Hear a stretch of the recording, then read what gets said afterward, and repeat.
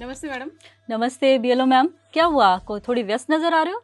हाँ मैडम, राजस्थान में एसआईआर शुरू हो गया है तो हमारी व्यवस्था हाउस टू हाउस सर्वे के दौरान बढ़ेगी। हाँ, लेकिन आप लोगों की तो पहले से बहुत अच्छी तैयारियां हैं। हाँ तैयारी है मैडम, लेकिन फिर भी मैं ये चाह रही थी कि बीएलओस की जर्नी इस पूरे पीरियड में और आसान रहे, इसके लिए आप कुछ गाइड कीजिए। इस फेज 2 के लिए जो सबसे खूबसूरत बात है वो ये है कि इस बार इनोवेशन फॉर्म बहुत ही आसान और छोटा सा हो गया। एक ही पेज का है, आपने देखा होगा ना? हाँ हाँ, एक ही पेज का है। तो ऊपर के जितने भी कॉलम है वो तो प्री प्रिंटेड आ रहे हैं, उसमें एक फोटो लगानी है और वहाँ क्यूआर कोड भी है। नोट किया इसको? हाँ क्यूआर कोड है मैडम, ये कोई स्पेसिफिक है प्रत्येक हाँ के लिए? हाँ बिल्कुल। एक्चुअली जितने भी ईएफ हैं उन सब के लिए, हर एक के लिए अपना एक स्पेसिफिक क्यूआर कोड है और ये मतदाता की सूचना तक पहुंचाने के लिए।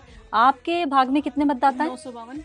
ओके, अगर मुझे 837वें नंबर के किसी मतदाता की सूचना कहीं देखनी हो फिर तो बहुत कितना स्क्रॉल करना जी, पड़ता जी, है। हाँ। लेकिन इस बार इस फीचर की वजह से बीएलओ ऐप से अगर आप इसे स्कैन करते हैं तो आप सीधे उस मतदाता की सूचना तक पहुंच जाएंगे। और ऊपर का जो इसका पार्ट है इन्यूमरेशन फॉर्म का, वो तो सिंपल है, निर्वाचक को हाँ, निर्वाचक को अपनी डेट ऑफ बर्थ भरनी है, माता पिता, एपिक नंबर अगर अवेलेबल हो तो वो सारी चीजें भरनी है। तो यहाँ तक तो कोई बात है ही नहीं। हाँ बिल्कुल मैडम, ये तो आसान है। फिर इसमें इन्यूमरेशन फॉर्म में नीचे का पार्ट है, उसमें 2 कॉलम है और मैपिंग से संबंधित है, तो थोड़ा सा इसको हम लोग कैसे और अच्छा मतलब कर सकते हैं, शो करना है। बीएलओ जो है वो हमारे फुट सोल्जर्स हैं और आप लोगों की वजह से ही निर्वाचन विभाग अब तक 70% से ज्यादा मतदाताओं की मैपिंग कर चुका है और अब हाउस टू हाउस के दौरान हम ये आशा रखते हैं कि ये बढ़ जाएगी।